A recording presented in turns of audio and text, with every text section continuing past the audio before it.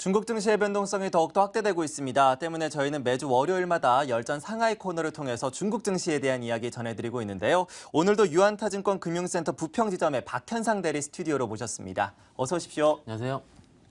네, 일단 중국과 관련된 이슈들부터 짚어보도록 하겠습니다. 지표 발표들이 좀 많이 나왔죠. 지난 주말에도 중국 정부의 제조업 PMI 지수가 공개가 됐고 방금 전에 또 차이신의 PMI 확정치도 공개가 됐습니다. 이들 지표들 좀 확인해보면서 시장 분위기 점검해보도록 하죠. 어떻게 나왔습니까? 일단 뭐 핫한 소식부터 말씀드리자면요. 예. 차이신 PMI가 좀 전에 발표를 했습니다. 47.8 정도로 발표를 했고요. 네. 기존 예상치가 48.3 정도 예상을 했으니까는 0.5%포인트 정도 내려간 수치라고 보시면 될 것 같고요. 네. 일단 중국 시장을 얘기하는 데 있어서 일단 뭐 같은 얘기가 계속 반복이 되는 것 같아요. 가장 큰 이슈가 됐었던 거는 장외 레버리지 신용의 물량에 대한 청산에 대한 물량에 대한 부담감. 그리고 매크로 지표 발표에 따른 부담감. 예. 어쩌면 이런 여러 두 가지 팩터 자체가 계속 발표가 되면서 시장에 대한 유동성이라는 심리를 악화되고 있다 보시면 될 것 같은데요. 반대로 좋은 면을 말씀드리자면은 중국 정부에서는 계속 부양책을 발표를 하고 있다.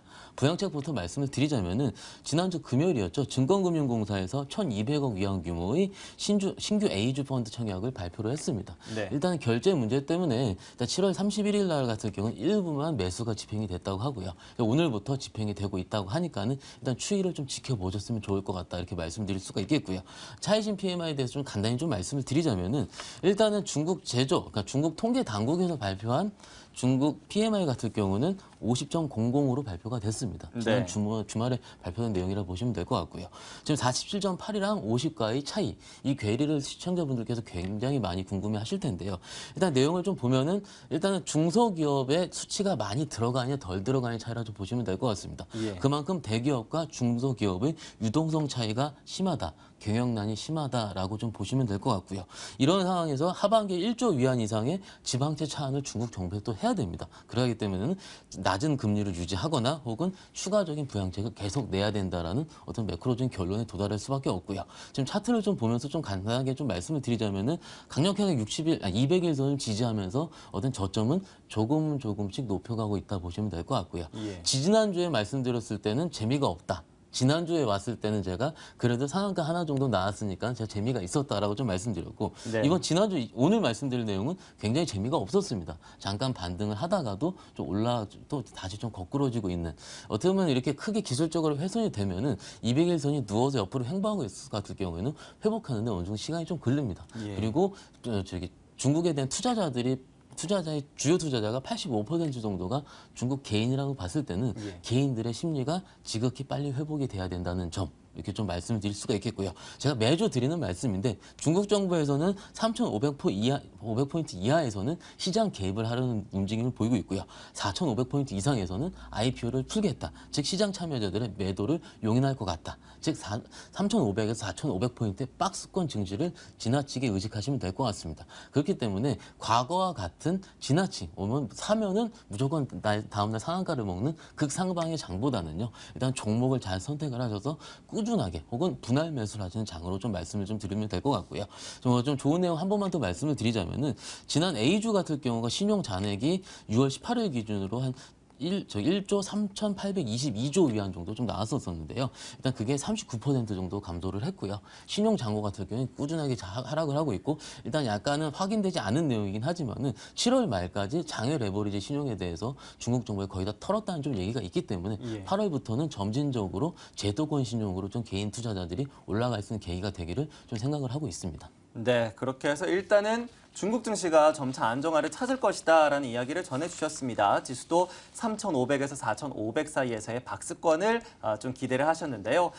오늘 일장에서도 일단 중국 상해종합지수가 1% 이상의 약세를 보여주면서 3,600선을 기록을 하고 있는 상황입니다. 이러한 상황 속에서 저희가 좀 더 종목에 좀 집중을 해보도록 하죠. 지금 구간에서 좀 관심 가져볼 만한 종목이 있다면 어떤 종목이 있을까요? 매화생물이라는 종목을 준비를 해봤습니다. 네, 매화생물 어떠한 종목인가요? 일단 종목에 대해서 이름을 들으셨을 때 굉장히 투자자분들께서는 다른 종목들은 좀 기억을 하실 텐데 네. 지금 같은 경우는 조금 어려우실 수 있어요. 그러니까 조미료, 우리가 알고 있는 MSG 알고 계실 텐데요. 예, 예. 조미료 및 아미노산을 중심으로 만드는 바이오 제품 전문 생산 기업이라 보시면 될 것 같습니다. 뭐 추가적으로 내용을 좀 말씀을 좀 드리자면은요. 예. 일단은 뭐 2010년도에 상장을 했고요. 시총 같은 경우는 4조가 조금 넘는 규모입니다. 중국 증시는 그렇게 큰 수치는 아니라 보시면 될 것 같긴 하지만 최근에 매기가 계속 쏠리고 있다는 점에서 주목을 할 수 있으면 될 것 같고요. 일단 내용을 좀 차차 설명하면서 말씀 좀 드려볼게요. 그림으로 보면서 바로 말씀을 좀 드려보겠습니다. 14년도 기준으로 매출 총익 기준 비중을 좀 나타내는 그림인데요. 일단 MSG가 45% 그리고 아미노산 어시드라 써있죠. 아미노산 같은 경우가 26% 정도 나온 수치를 보시면 될 것 같습니다. 네. 일단 매출 비중에서 MSG 비중이 굉장히 크기 때문에 이 회사가 MSG가 어떻게 좀 성장을 할 것이냐로 좀 보시면 될 것 같고요. 다음 그림 보시면서 설명을 이어나가 보도록 하겠습니다.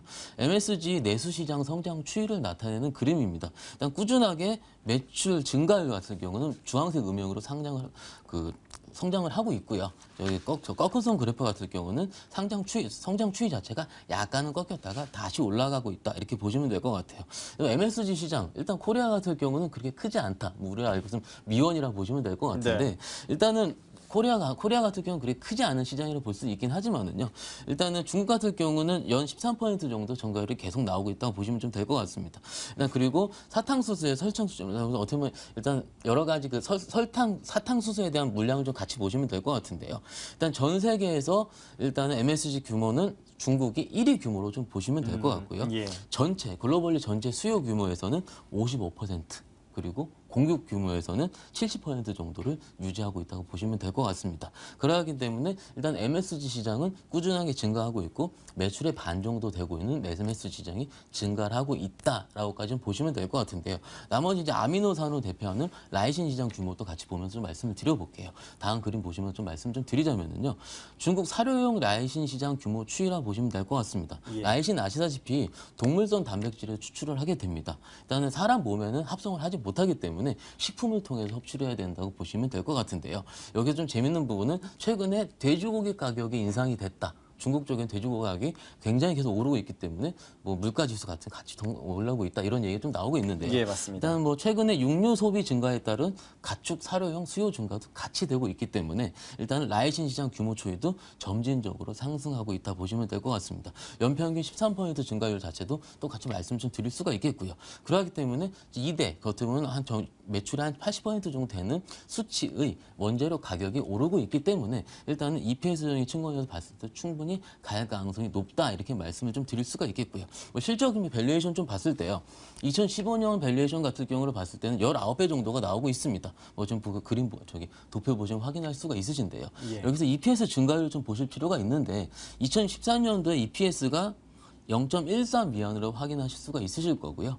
2015년도에 보시면 0.41 위안, 어쩌면 3배 이상의 어떤 EPS 증가율이 나오고 있습니다. 예. 물론 그 수강통 투자자분들께서 나는 PER이 10배 정도의 작은 혹은 어떻게 보면 안정화된 종목을 매매를 할게라고 하시는 분도 있습니다. 그런 것 같은 경우는 제가 한 4주 전에 소개시켜드린 은행주를 매매를 하시면 될 것 같고요. 예. 하지만 주식이라는 게 꼭 EPS 아니 꼭 PER 지표 같은 경우만 할 수 있는 건 아니기 때문에 일단 EPS 증가율 추이 어떻게 보면 가장 성장성이 빠르게 나오고 있는 것을 보실 때는 EPS 증가율 추이를 보시면 될 것 같고요.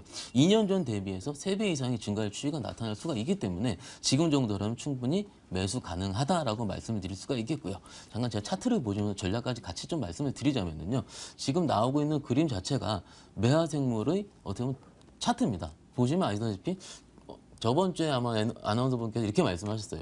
상해 종합지수 차트랑 똑같다고 얘기를 하셨는데요. 네. 대부분 그렇다 보실 수가 있는데 일단은 지금 위치에서 봤을 때는 계속 말씀을 드리지만은 분할 매수가 답입니다. 9.38 위안에서부터 계속 분할 매수하시면 될 것 같고요. 목표가로는 전고점 부근 15.3 위안. 하지만은 60일선이라는 어떻게 보면 큰 매물대가 덮여 있기 때문에 10일 위안 정도까지는 단기적으로 목표가까지 같이 말씀드릴 수가 있겠습니다. 네, 매화 생물에 대해서는 지금 구간에서 분할 매수가 가능하겠다. 앞으로 한 10일 위안까지는 가능성이 있겠다라는 이야기까지 전해주셨으니까요. 이 부분들도 참고해 보시면서 여러분들의 투자 전략 세워보시면 좋을 것 같습니다.